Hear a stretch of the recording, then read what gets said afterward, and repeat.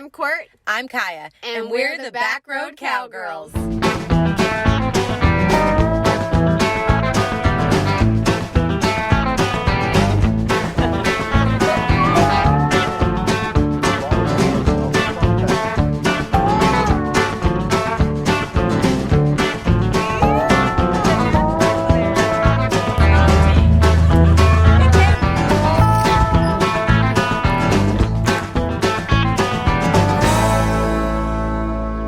God damn it, like me my family life.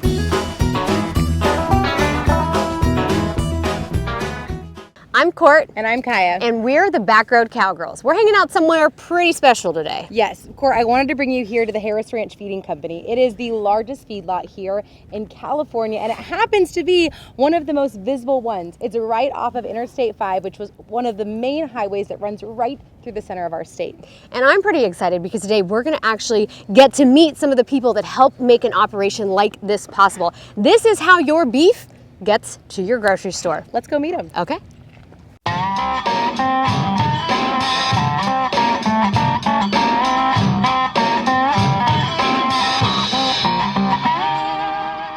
A feed yard is a place where you send cattle anywhere between 600 to 1,000 pounds, and it's our responsibility as feed yard staff to take care of these cattle in the sense of their health, their feeding, making sure they have water, and their pens are well maintained. It's kind of the glorified life for this animal's life cycle because they get to come and they get to eat some amazing feed with high quality ingredients.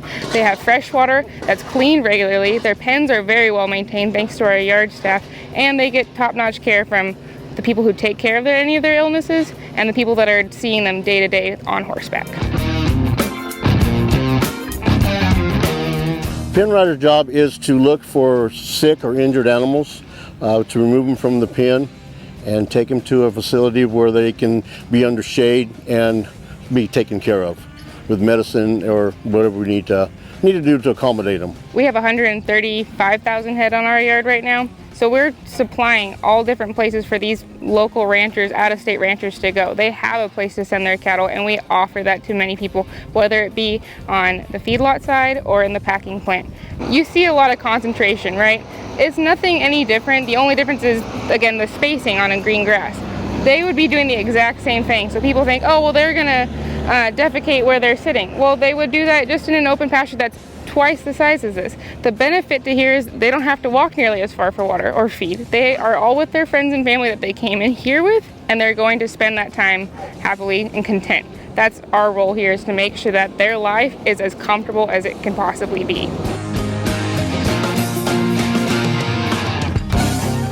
The majority of what cattle eat out here are alfalfa and rolled corn, along with all the necessary nutrients needed for cattle to strive and to gain properly. When I give tours, people can't believe the work that's involved in just, making sure that the animals are cared for.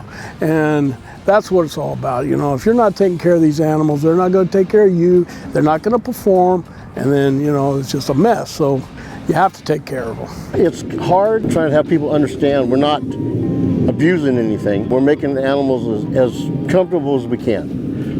We're supplying the public with their meat that they need. As you can tell, some of these animals are pretty heavy, and they're fed well, and they got lots of shade and water. They think that everything's crowded up. They're not. They've got room to lay down and stretch, but you like see animals that come up behind you wanting to play with your horse. That's just the animal instinct in them. They want to play. They're not being abused, because if they were being abused, they would be running away from your horses. So we take good care of our cattle here. We had a fire where they destroyed 14 trucks. The animal rights people, they never got caught. I think the thing is we just have to promote that we're doing the best we can on animal welfare and taking care of the animals, that you're on video every day, every minute. If we can tell our story and tell how we raised the beef, they just need to listen. Even if it's 5 seconds or 5 minutes or an hour, just listen. I think one thing that's going to really separate Backroad Cowgirls is the story of the people, because one of the things that I was taught in TV is humans don't connect to facts and figures. Humans connect to humans. People connect to people. I grew up with 4-H programs in our area. I love the idea of being able to feed the world. That just makes me so humble and so happy. Cattle is stole my heart. So to be able to work with a species that you absolutely adore every single day, that to me is just makes the job worth getting up at 2 in the morning to be here by 3.